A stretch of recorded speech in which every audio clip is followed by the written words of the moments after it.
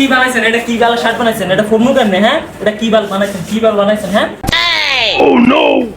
আরে সালা কি খেয়েছস? যা যা যা যা বাগ। কি ভাই তুই কি করো? আরে দাস না কি বানাইছে উল্টো। আরে ভাই দেখো সামানটা কি বানাইছে, কি বানাইছে, এটা কি মুতুন জায়গা আছে না কোনো জায়গা আছে? দেখো এটা কি বানাইছে, এ কি বানাইছে রে ভাই, এটা কি বানাইছে?